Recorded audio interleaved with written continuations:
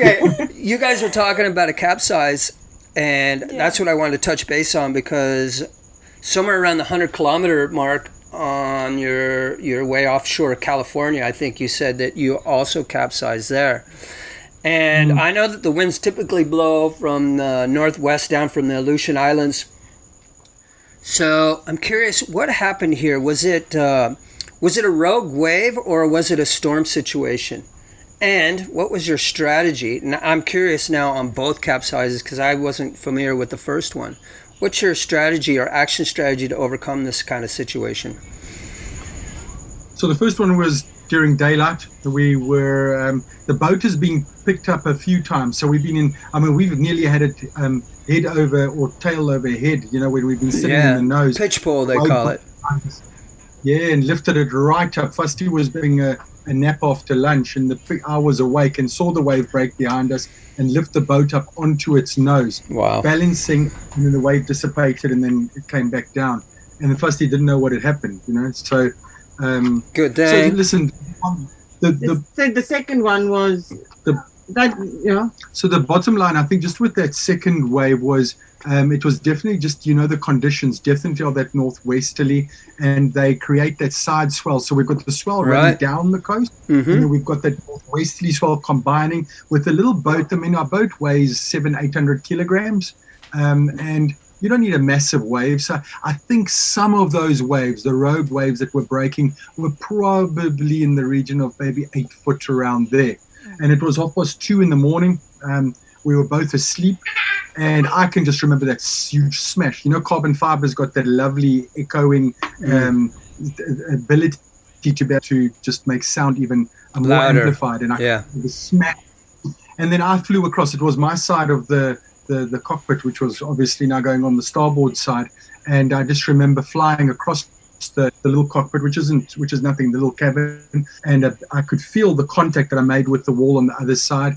And then the only thing I remember again was with my knee on Vasti's back, with the boat upside down, and then the cabin door busy looking down into that green darkness with our mast lights still busy lighting it up, and then our air vent was just spraying water in.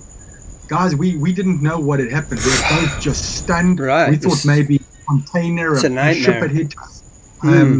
Didn't know what had happened, and then we could smell that blood smell that was spraying across the cabin, and then that was obviously my head that had opened up now from hitting the fire extinguisher.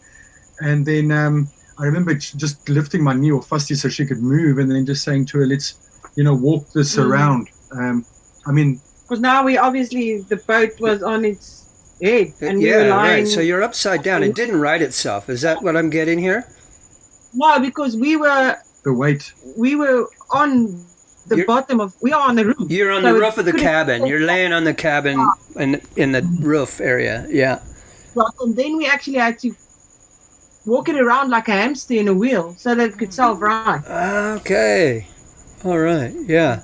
Yeah. So I was wondering what the strategy is. I don't really know those boats that well, and you know, a sailboat will typically right itself with its keel.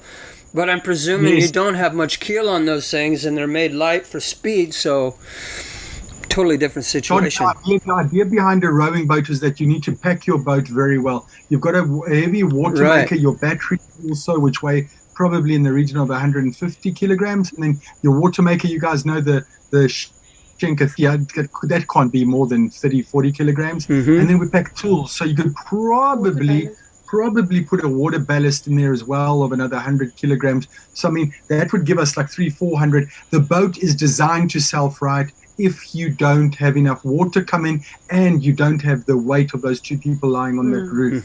So it is designed. They're very well designed. But the point is, and you just touched on it now, if you don't have a keel, if that cabin door was open, you're done.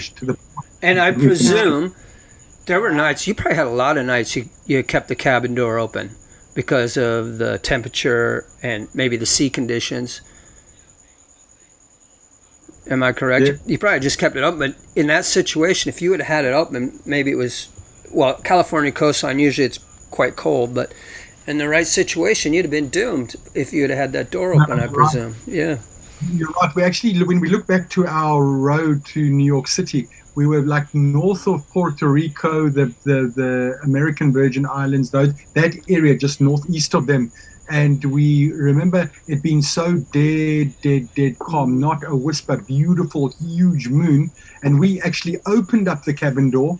We actually tied it with an elastic band so that it wouldn't swing closed. If our boat rocked a little bit, it wouldn't close. And we just lay there and stared at the stars and then fell asleep for the night to wake up again.